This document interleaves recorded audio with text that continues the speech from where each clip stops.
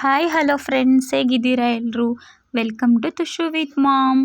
ಬನ್ನಿ, ಇವತ್ತಿನ ವಿಡಿಯೋದಲ್ಲಿ ಒಂದು ಮಿಕ್ಸ್ಚರ್ ರೆಸಿಪಿನ ಯಾವ ರೀತಿ ಮಾಡೋದು ಮನೇಲೇ ಅಂತ ನೋಡ್ಕೊಂಬರೋಣ. ಬೇಕ್ರಿಲಿ ಅಂಗಡಿಲೆಲ್ಲ ನೋಡಿರ್ತೀರಾ, ಹಾಗೆ ತೊಗೊಂಡು ತಿಂದಿರ್ತೀರಾ ಚೆನ್ನಾಗಿದೆ ಅಂತ. ಅದೇ ರೀತಿ ನೀವು ಹೆಲ್ದಿಯಾಗಿ ಮನೇಲೇ ಯಾವ ರೀತಿ ಈಸಿಯಾಗಿ ಮಾಡ್ಕೊಳ್ಳೋದು ಅಂತ ನೋಡೋಣ. ಏನೇನು ಬೇಕಾಗುತ್ತೆ ಅಂತ ನೋಡ್ಕೊಂಬಿಡೋಣ. ನೋಡಿ, 200 ಗ್ರಾಮ್ ಆಗೋಷ್ಟು ಕಡಲೆ ಹಿಟ್ಟು ತೊಗೊಂಡಿದ್ದೀನಿ ನಾನು. ಹಾಗೆ ಇಲ್ಲಿ ಒಂದು ಅರ್ಧ ಕಪ್ ಆಗೋಷ್ಟು ಅಕ್ಕಿ ಹಿಟ್ಟು, ಅಂದರೆ ಒಂದು 4ರಿಂದ 5 ಸ್ಪೂನ್ ಅಂದ್ಕೊಳ್ಳಿ. ಹಾಗೆ ನಾನಿಲ್ಲಿ ಕರಿಬೇವಿನ ಸೊಪ್ಪು ತೊಗೊಂಡಿದ್ದೀನಿ. ಮತ್ತು ನಾನಿಲ್ಲಿ ಬಾದಾಮಿನ ಕಟ್ ಮಾಡಿ ಇಟ್ಕೊಂಡಿದ್ದೀನಿ. ಆಪ್ಷನಲ್ಲು, ಗೋಡಂಬಿ ಇಷ್ಟಪಟ್ಟರೆ ಗೋಡಂಬಿನೂ ಹಾಕೋಬೋದು. 1 ಕಪ್ ಆಗೋಷ್ಟು ಕಡಲೆ ಬೀಜ, 1 ಕಪ್ ಆಗೋಷ್ಟು ಕಡಲೆ ತೊಗೊಂಡಿದ್ದೀನಿ, ಹುರ್ಗಡ್ಲೆನ. ಆಮೇಲೆ 1 ಸ್ಪೂನ್ ಆಗೋಷ್ಟು ಸೋಂಪನ್ನು ನಾನಿಲ್ಲಿ ನೀರಲ್ಲಿ ನೆನೆಸಿಟ್ಕೊಂಡಿದ್ದೀನಿ, ಫ್ಲೇವರ್ಗೋಸ್ಕರ ಇದು. ಹಾಗೆ ನಾನಿಲ್ಲಿ ಅಚ್ಕಾರದ ಪುಡಿ ತೊಗೊಂಡಿದ್ದೀನಿ 1 ಸ್ಪೂನು, ಮತ್ತು ಅರಿಶಿನ ಪುಡಿ ಸ್ವಲ್ಪ, ಮತ್ತು ಹಿಂಗನ್ನು ತೊಗೊಂಡಿದ್ದೀನಿ. ಹಿಂಗನ್ನು ಇಷ್ಟಪಡದೇ ಇರೋರು ಸ್ಕಿಪ್ ಮಾಡ್ಕೋಬೋದು. ನೋಡಿ, ಇಲ್ಲಿ 1 ಕಪ್ ಆಗೋಷ್ಟು ಪೇಪರ್ ಅವಲಕ್ಕಿ ತೊಗೊಂಡಿದ್ದೀನಿ. ಹಾಗೆ ರುಚಿಗೆ ತಕ್ಕಷ್ಟು ಉಪ್ಪು. ಈಗ ಯಾವ ರೀತಿ ಮಾಡೋದು ಅಂತ ನೋಡ್ಕೊಂಬಂದುಬಿಡೋಣ.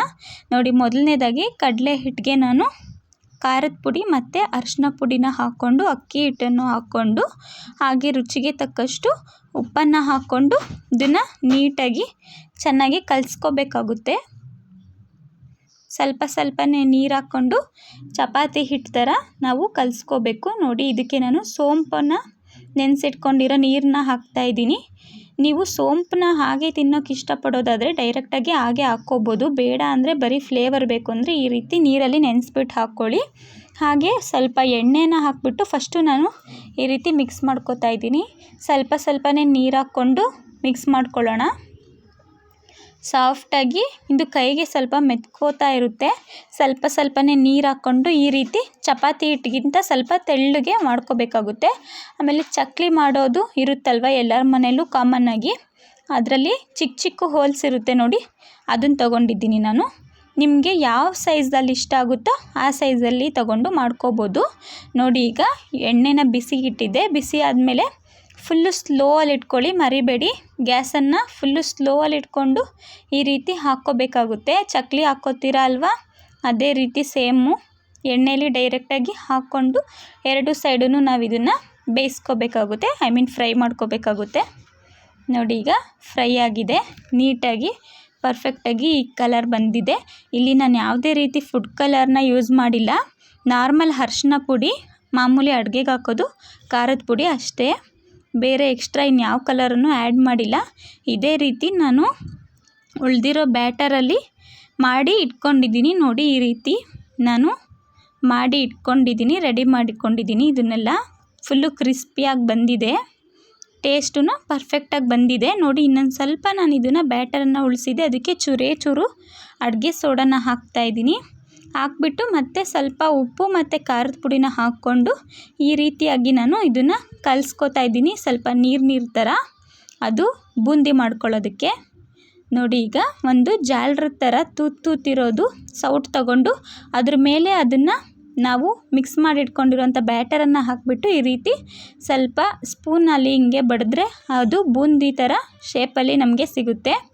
ನೋಡಿದ್ರಲ್ಲ, ಈ ರೀತಿ ನಾವು ಇದನ್ನು ಎಣ್ಣೆಯಲ್ಲಿ ಹಾಕ್ಕೊಂಡು ಫ್ರೈ ಮಾಡಿಕೊಂಡು ಎತ್ತಿಟ್ಕೊಳ್ಳೋಣ. ಖಾರ ಬೂಂದಿಗೆ ಇದು ಪರ್ಫೆಕ್ಟಾಗಿ ಬರುತ್ತೆ. ಮಿಕ್ಸ್ಚರಲ್ಲಿ ನೀವು ನೋಡಿರ್ತೀರ, ಎಲ್ಲ ಥರನೂ ಹಾಕಿರ್ತಾರೆ. ಸೊ ಈ ರೀತಿ ಎಲ್ಲ ಹಾಕ್ಕೊಂಡ್ರೆ ನಿಮಗೆ ಒರ್ಜಿನಲ್ಲಾಗಿ ಅಂಗಡೀಲಿ ಸಿಗೋ ಥರನೇ ಸಿಗುತ್ತೆ. ಈಗ ಅದೆಲ್ಲ ರೆಡಿ ಆಯಿತು. ಪೇಪರ್ ಅವಲಕ್ಕಿನ ತಗೊಂಡು ಎಣ್ಣೆಯಲ್ಲಿ ಈ ರೀತಿ ಫ್ರೈ ಮಾಡ್ಕೋತಾ ಇದ್ದೀನಿ.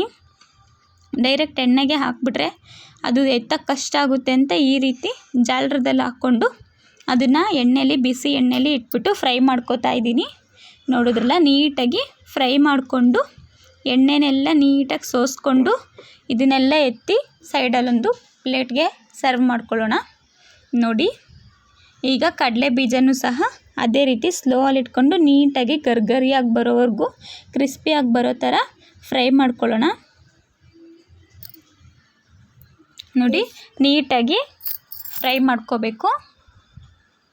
ಸ್ವಲ್ಪ ಟೈಮ್ ಹಿಡಿಯುತ್ತೆ, ಅಂದರೆ ಒಂದು 5 ಮಿನಿಟ್ಸಲ್ಲೆಲ್ಲ ಆಗೋಗುತ್ತೆ ಇದು ಫ್ರೈ ಆಗೋದು. ನೋಡಿ, ನೀಟಾಗಿ ಕ್ರಿಸ್ಪಿಯಾಗಿ ಫ್ರೈ ಮಾಡಿಕೊಂಡು, ಹಾಗೆ ಬಾದಾಮಿ ಅದನ್ನು ಫ್ರೈ ಮಾಡ್ಕೋತಾ ಇದ್ದೀನಿ. ಬಾದಾಮಿ ಎಲ್ಲ ಹೆಲ್ತ್ಗೆ ಒಳ್ಳೆಯದು. ಹಾಗೆ ಸೆಂಟ್ರಲ್ಲಿ ತಿನ್ನೋಕ್ಕೆ ಸಿಕ್ಕರೆ ಚೆನ್ನಾಗಿರುತ್ತೆ. ಕೆಲವರು ಇಷ್ಟಪಡ್ತಾರೆ, ಕೆಲವರು ಇಷ್ಟಪಡಲ್ಲ ಅಂದರೆ ಸ್ಕಿಪ್ ಮಾಡ್ಕೊಳ್ಳಿ. ಈಗ ಹುರ್ಗಡ್ಲೆನೂ ನಾನು ಅದೇ ರೀತಿ ಎಣ್ಣೆಲಿ ಫ್ರೈ ಮಾಡ್ಕೊತಾ ಇದ್ದೀನಿ. ನೋಡಿ, ಕಡಲೆ ಬೀಜ ಎಲ್ಲ ಸೆಂಟ್ರಲ್ಲಿ ತಿನ್ನೋಕ್ಕೆ ಸಿಗ್ತಾಯಿದ್ರೆ ಅದ್ರ ಮಜಾನೇ ಬೇರೆ. ನೋಡಿದ್ರಲ್ಲ, ಎಲ್ಲ ಆಯಿತು. ಕೊನೆಯಲ್ಲಿ ಕರಿಬೇವನ್ನು ಸಹ ಹಾಕ್ಕೊಂಡು ಎಣ್ಣೆಲಿ 1-2 ನಿಮಿಷ ಫ್ರೈ ಮಾಡಿಕೊಂಡು ಎತ್ತಿಟ್ಕೋತಾ ಇದ್ದೀನಿ. ಈಗ ನಾನು ಒಂದು ಪಾತ್ರೆಗೆ ನಾವು ಫ್ರೈ ಮಾಡಿ ರೆಡಿ ಮಾಡಿ ಇಟ್ಕೊಂಡಿರೋವಂಥ ಮಿಕ್ಸ್ಚರ್ಗೆ ಮೇಯ್ನ್ ಬೇಕಾಗಿರೋವಂಥ ಇದನ್ನು ಹಾಕಿಬಿಟ್ಟು ನೀಟಾಗಿ ಪೌಡ್ರ್ ಮಾಡ್ತಾಯಿದ್ದೀನಿ. ಅಂದರೆ ಸುಮ್ಮನೆ ಲೈಟಾಗಿ ಪುಡಿ ಮಾಡಿಬಿಟ್ಟು ಅದಕ್ಕೆ ಏನೇನು ಐಟಮ್ಸ್ ಫ್ರೈ ಮಾಡಿ ಎತ್ತಿಟ್ಕೊಂಡಿದ್ದೀವಲ್ವ ಅದನ್ನೆಲ್ಲ ಹಾಕ್ಕೋತಾ ಇದ್ದೀನಿ. ನೋಡಿ, ಎಲ್ಲ ಹಾಕ್ಕೊಂಡು ಈಗ ಇದಕ್ಕೆ 1 ಸ್ಪೂನ್ ಆಗೋಷ್ಟು ಖಾರದ ಪುಡಿ. ನೀವು ಖಾರ ನೋಡ್ಕೊಂಡು ಹಾಕ್ಕೊಳ್ಳಿ. ತುಂಬ ಖಾರ ಇಷ್ಟಪಡೋರಾದರೆ ಜಾಸ್ತಿನೇ ಹಾಕ್ಕೊಳ್ಳಿ. ಉಪ್ಪು ಮಾತ್ರ ನೋಡ್ಬಿಟ್ಟು ಹಾಕ್ಕೊಳ್ಳಿ, ಯಾಕಂದರೆ ನಾವು ಮೊದಲೇ ಹಾಕಿರ್ತೀವಲ್ವ ಉಪ್ಪನ್ನ, ಸೊ ಹಾಗಾಗಿ.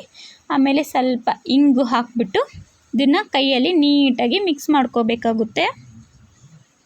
ನೋಡಿ, ಈ ರೀತಿ ಚೆನ್ನಾಗಿ ಮಿಕ್ಸ್ ಮಾಡ್ಕೊಳ್ಳಿ. ಎಲ್ಲ ನೀಟಾಗಿ ಮಿಕ್ಸ್ ಆಗಬೇಕು ಈ ಥರ. ನೋಡಿ, ಟೇಸ್ಟ್ ಅಂತೂ ನೀವು ಅಂಗಡಿಯಲ್ಲಿ ಬೇಕ್ರಿಲೆಲ್ಲ ತಿಂತೀರಲ್ಲ ಅದಕ್ಕಿಂತನೂ ಚೆನ್ನಾಗಿರುತ್ತೆ. ಈ ರೀತಿ ಟ್ರೈ ಮಾಡಿ ನೋಡಿ. ಮತ್ತು ನೀವು ಇದನ್ನು ಒಂದು ಏರ್ ಟೈಟ್ ಕಂಟೈನರಲ್ಲಿಟ್ಟರೆ 1 ವಾರದಿಂದ 15 ದಿನದವರೆಗೂ ಇಟ್ಟರು ಗರ್ಗರಿಯಾಗಿ ತಿಂತಾಯಿದ್ರೆ ಕ್ರಿಸ್ಪಿಯಾಗಿ ಟೇಸ್ಟ್ ಅಂತೂ ಸೂಪರಾಗಿರುತ್ತೆ. ನೋಡಿದ್ರಲ್ಲ ಫ್ರೆಂಡ್ಸ್, ಇವತ್ತಿನ ಈ ರೆಸಿಪಿ ನಿಮ್ಗೆ ಇಷ್ಟ ಆಗಿದ್ದರೆ ನೀವು ಖಂಡಿತವಾಗ್ಲೂ ನೀವು ಫ್ರೆಂಡ್ಸ್ ಆ್ಯಂಡ್ ಫ್ಯಾಮಿಲಿ ಜೊತೆನೂ ಶೇರ್ ಮಾಡಿಕೊಂಡು ಲೈಕ್ ಮಾಡಿ, ಹಾಗೆ ಟ್ರೈ ಮಾಡಿಬಿಟ್ಟು ಯಾವ ರೀತಿ ಬಂತು ಅಂತ ಕಮೆಂಟ್ ಮಾಡಿ ತಿಳಿಸಿ. ಯಾರ್ಯಾರೆಲ್ಲ ಸಬ್ಸ್ಕ್ರೈಬ್ ಮಾಡದೆ ನೋಡ್ತಿದ್ದೀರಾ ಸಬ್ಸ್ಕ್ರೈಬ್ ಮಾಡ್ಕೊಳ್ಳಿ. Thank you so much for watching.